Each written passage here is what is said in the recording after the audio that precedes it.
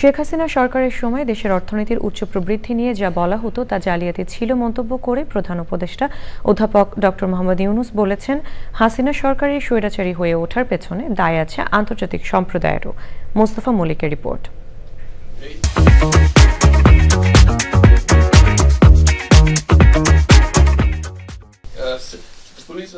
সুইজারল্যান্ডের দাভোসে চলছে বিশ্ব অর্থনৈতিক ফোরামের সম্মেলন।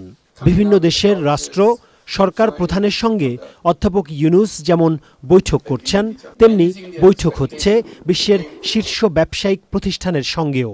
ড্যাভোসকে বলা হয় যে ডিল মেকিং এর জন্য ওয়ার্ল্ডের বেস্ট ডেস্টিনেশন। আপনি যদি ডিল মেকিং করতে চান বা আপনি যে নতুন আইডিয়া নিয়ে আসছেন এবং আইডিয়াটা খুব এফেক্টিভ হয়েছে, সেটা জানানোর জায়গা হচ্ছে ড্যাভোস।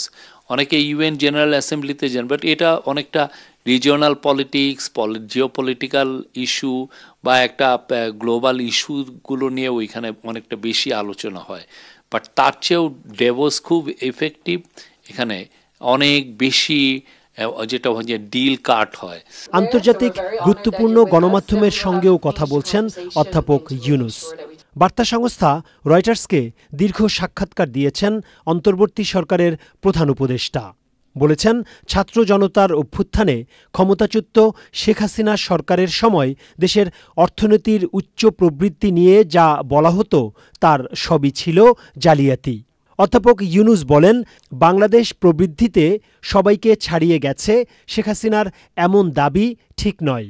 হাসিনা সরকারের আমলের নানা দুর্নীতি নিয়েও কথা বলেন তিনি। আন্তর্জাতিক সম্প্রদায়কে অভিযুক্ত করেছেন অধ্যাপক ইউনূস।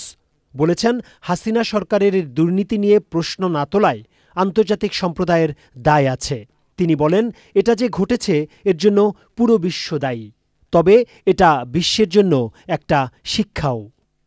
রয়টার্সের সাংবাদিক প্রধান উপদেষ্টার কাছে বাংলাদেশ ভারত সম্পর্ক নিয়ে প্রশ্ন করেন।